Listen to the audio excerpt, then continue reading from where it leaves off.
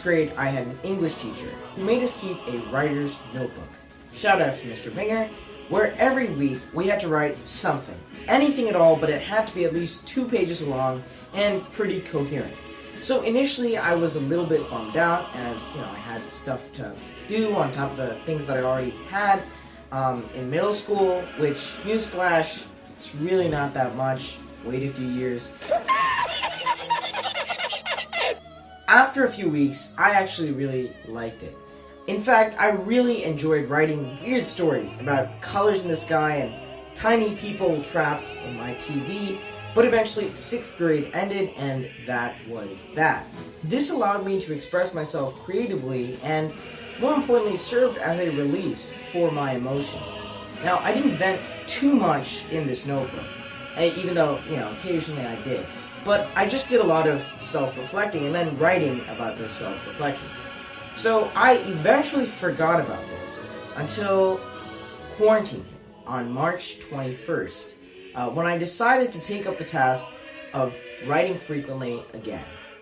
Now, I initially intended to do this every day for a week just out of curiosity, but I actually ended up finding the process of journaling as really useful, so I continued. And now I am at 85 days and counting. And, I just feel like it's a therapeutic process and it has a few benefits. So I know what you're thinking. You're probably rolling your eyes a mile a minute and saying, he wants me to write Dear Diary every single page. Well, I don't think so. Well, that's a bit of an exaggeration, but I get it. The idea of having a diary can be a little bit cringy, so don't have one. Make sure you make it your own. For the longest time, I've kept a journal in all of my science classes. Here, I objectively report on all my findings during experiments in blue or black ink. So I took inspiration from this and have essentially made my diary into a detailed set of findings about an experiment. That experiment, namely, being me. And like a science journal, I've also got drawings. Drawings of TV remotes to dissecting my scrap work for homework problems. It's just a fun way to engage the right side of the brain every now and again. I also sign every one of my entries just for like a sense of finality, once the day's over, just to leave the good and bad days in the past. Journaling can serve as a beacon of hope during these times of crisis. And I know that sounds exactly like what a cult would say, but seriously, it's a genuine way to recalibrate and think about how your day is actually going.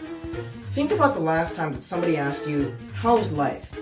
Did you instinctively answer, it's good, or it's fine, without even thinking about how life is actually going? I know I do that all the time. But journaling allows me to actively think about the way my day went and reflect on what I could have done better. So if you're trying to be more productive, make a new habit, or break an existing one, this is a great outlet for your thoughts and emotions. Also, you're 42% more likely to achieve your goals by writing them down versus not writing them down, according to Dr. Gail Matthews, professor of psychology at Dominican University. So, you do the math. It also makes the most sense for you to get started on this right now because life is pretty rough.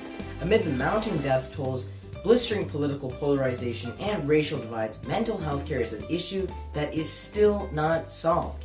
But journaling can often change that.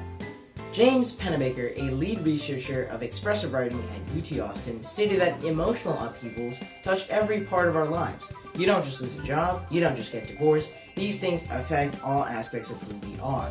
Our financial situation, our relationships with others, our views of ourselves.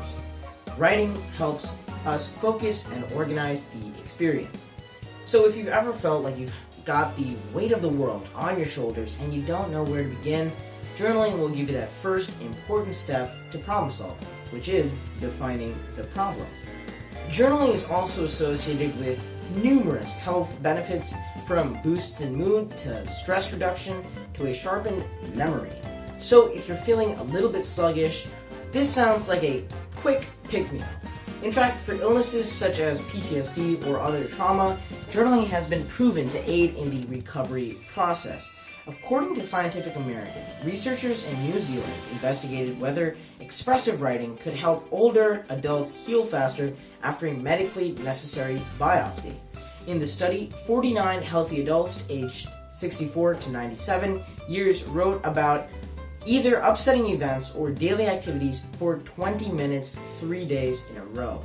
After a time lag of 2 weeks, all the subject had a biopsy on the arm, and photographs over the next 21 days tracked its healing. On the 11th day, 76% of the group that did expressive writing had fully healed, compared with the 42% in the control group. So if you've got some older folks who are trying to recover from an illness, maybe try this out with them. I mean, that's like a difference of about 34%, so it seems pretty significant. But I do want to make clear that I am not a medical professional, and this is not medical advice. This is just a little bit of Wednesday wisdom from your friendly neighborhood, Spider-Man. Does whatever a spider can, spins a web any size, catches thieves just like flies. Look out, here comes the Spider-Man.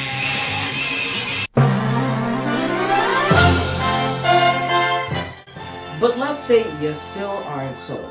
So here's my final offer. If you order now, we'll throw in a second ShamWow just for free. That's right, you can buy now for the simple price of $19.95 plus shipping and handling. Just call 1-800-555-1234. Once again, that's 1-800-555-1234. Why did I do that? Whatever. Okay. To me, journaling is just a means of transcribing your inner dialogue. If you're not a fan of the pen and paper, I suggest that you record voice memos, podcasts, practice your faith, or really just do whatever you need to reflect on your day and just refocus your mind. Just look at Tom Hanks chatting it up with Wilson the volleyball in Castaway. Yeah, I know you. I know you. I know you.